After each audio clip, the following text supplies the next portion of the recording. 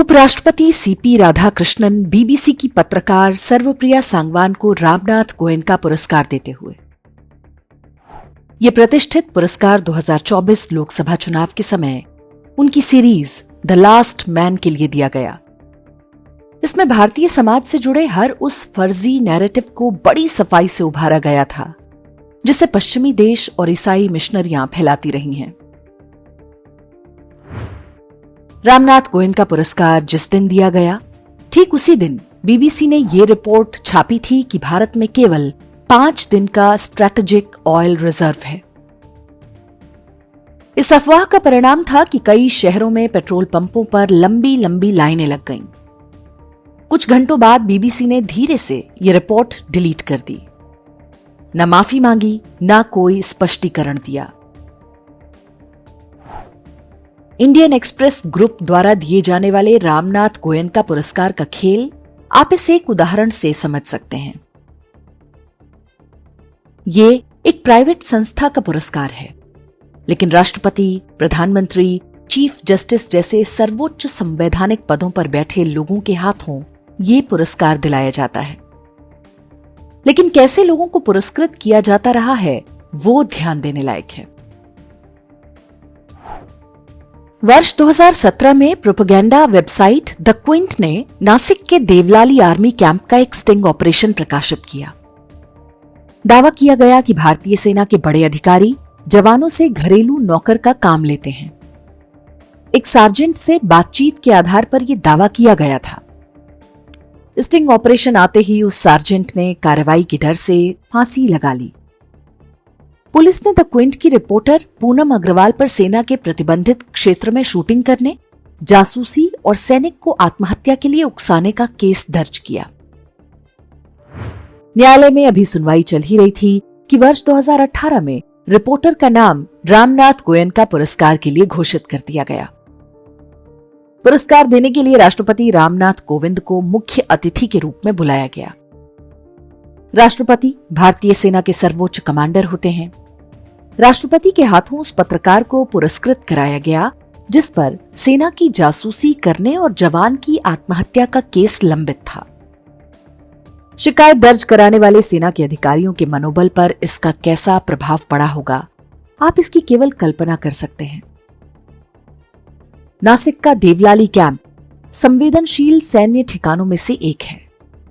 वहां कई बार पाकिस्तानी जासूस भी पकड़े जा चुके हैं। उत्तर प्रदेश में 2017 के विधानसभा चुनाव के समय एबीपी न्यूज चैनल के अभिसार शर्मा ने रिपोर्टिंग की आड़ में समाजवादी पार्टी का प्रचार किया था। इसी दौरान उन्होंने बताया था कि धान के खेतों से गेहूं निकलता है जिससे रोटी बनती है। मैं इस वक्त कुशीनगर में हूं और मेरे पीछे आप जहां निगाह डालें वहां पर ये धान के खेत हैं। दूर दूर तक आप देख सकते हैं धान के खेत हैं। धान के खेत यानी गेहूं, गेहूं यानी रोटी। 2019 लोकसभा चुनाव से ठीक पहले रामनाथ गोयनका पुरस्कार पाने वालों की सूची में अभिसार शर्मा का नाम भी था। उन्हें पुरस्कृत करने के लिए तत्कालीन गृह मंत्री राजनाथ सिंह को बुलाया गया। इस प्रकार गेहूं चावल का अंतर ना जानने वाले एक एजेंडा बाज को पत्रकार के रूप में पहचान दिला दी गई। वर्ष 2019 में ही राजनाथ सिंह के ही हाथों थॉमसन रॉयटर्स नाम की संस्था को रामनाथ गोयनका पुरस्कार दिलाया गया। कुछ दिन बाद उसी संस्था ने एक रिपोर्ट जारी की जिसमें दावा किया गया कि भारत विश्व में महिलाओं के लिए सबसे खतरनाक स्थान है। मात्र 500 वामपंथी महिलाओं से बातचीत के आधार पर भारत को सीरिया, पाकिस्तान और सोमालिया से भी गया गुजरा बता दिया गया। ये रिपोर्ट एक दुष्प्रचार अभियान का हिस्सा थी जिसका उद्देश्य भारत में आने वाले विदेशी निवेश को रोकना और पर्यटन को क्षति पहुंचाना था। तत्कालीन चीफ जस्टिस डीवाई चंद्रचूड़ के हाथों पुरस्कार लेते ये चित्र इंडिया टुडे के रिपोर्टर तनुश्री पांडे का है। 2022 यूपी चुनाव से पहले इन्होंने हाथरस में एक दलित युवती से गैंगरेप का झूठ फैलाया था। तनुश्री पांडे का एक ऑडियो भी सामने आया था जिसमें वो लड़की के भाई को झूठे आरोप लगाने के लिए उकसा रही हैं। लोग सब पे प्रेशर बना रहे हैं और सारा मामला तुम लोग फैमिली पे ही डालने की कोशिश करेंगे। जी जी जी। हमें बताया जा रहा है कि फैमिली ने मारा है, फैमिली पे डालने की कोशिश कर रहे हैं। सीबीआई स्पेशल कोर्ट में 2 मार्च 2023 को इंडिया टुडे समूह और तनुश्री पांडे के पूरे प्रोपेगेंडा की पोल खुल गई। लेकिन मात्र 25 दिन बाद तनुश्री पांडे उसी न्यायपालिका के सर्वोच्च व्यक्ति के हाथों पुरस्कार ले रही थीं, जिसमें उनका असली चेहरा उजागर हुआ था। तनुश्री पांडे इससे पहले 2020 में जेएनयू में वामपंथियों के साथ मिलकर एबीवीपी समर्थक छात्रों के विरुद्ध प्रोपेगेंडा करते कैमरे पर पकड़ी गई थीं। 2014 के लोकसभा चुनाव के बाद इंडिया टुडे मैगजीन ने बीजेपी के सदस्यता अभियान को लेकर एक फर्जी रिपोर्ट प्रकाशित की थी। रिपोर्ट की सच्चाई सामने आ गई, लेकिन संतोष कुमार नाम के जिस रिपोर्टर ने इसे लिखा था, उसे प्रधानमंत्री नरेंद्र मोदी के हाथों रामनाथ गोयनका अवार्ड दिलवाया गया। कुछ दिन बाद उसे सूचना और प्रसारण मंत्रालय की एक पत्रिका का संपादक बना दिया गया। वर्ष 2015 में रामनाथ गोयनका पुरस्कार पाने वालों की सूची में अक्षय मुकुल नाम के एक वामपंथी का नाम था। उसने गीता प्रेस को बदनाम करने की नीयत से एक तथ्यहीन और मूर्खतापूर्ण पुस्तक लिखी थी।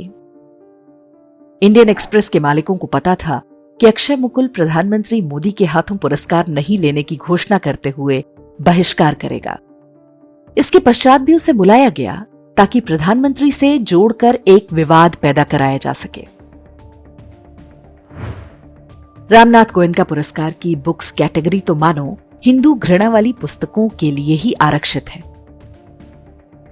वर्ष 2009 में अमेरिकी लेखिका वेंडी डोनेगर को उसकी पुस्तक the Hindus an alternative history के लिए रामनाथ गोयनका अवार्ड दिया गया।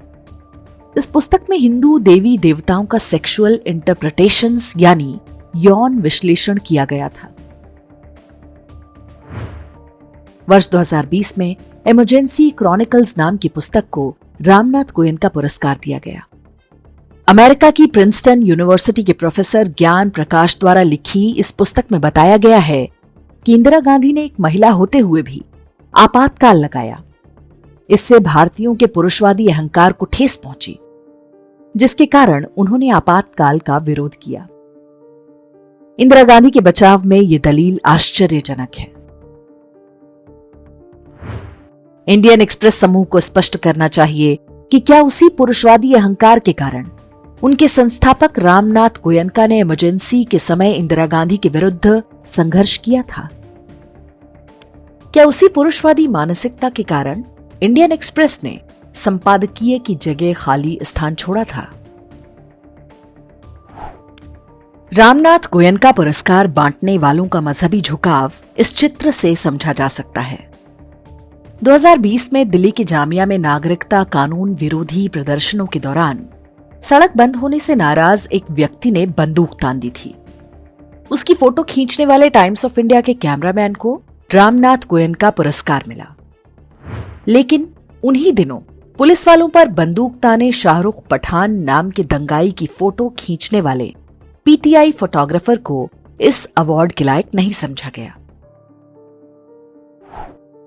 रामनाथ गोयनका पुरस्कारों की वेबसाइट पर लिखा है कि ये उन पत्रकारों लेखकों को दिया जाता है जो राजनीतिक और आर्थिक दबावों के आगे नहीं झुकते हैं और पत्रकारिता के उच्चतम मानदंड स्थापित करते हैं। इस दावे की वास्तविकता को अब तक आप समझ चुके होंगे। ये कुछ प्रमुख उदाहरण हैं। पूरी सूची कहीं अधिक लंबी है।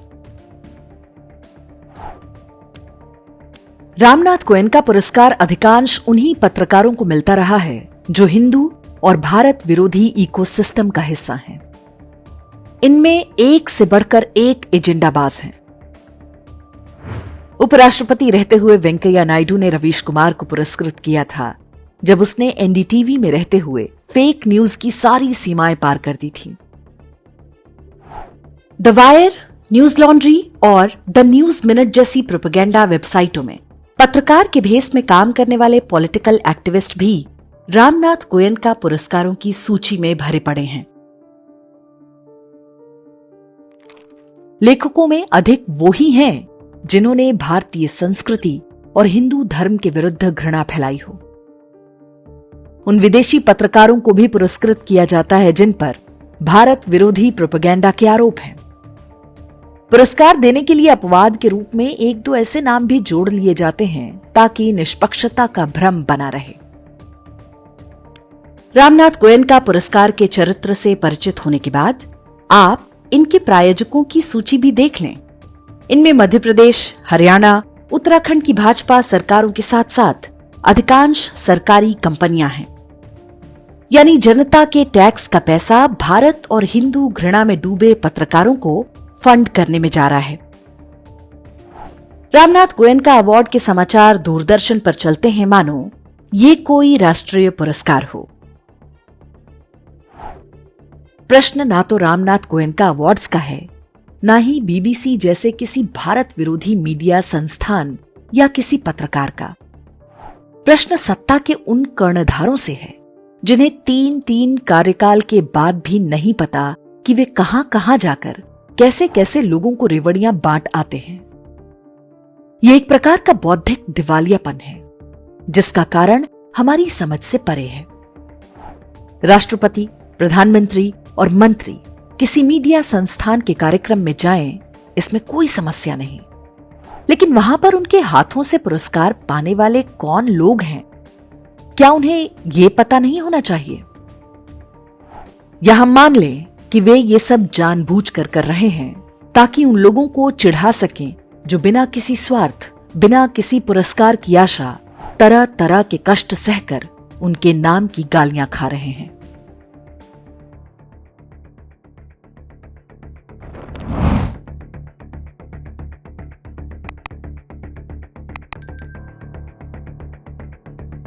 इंडेक्स ऑनलाइन के वीडियो समाज को समर्पित हैं।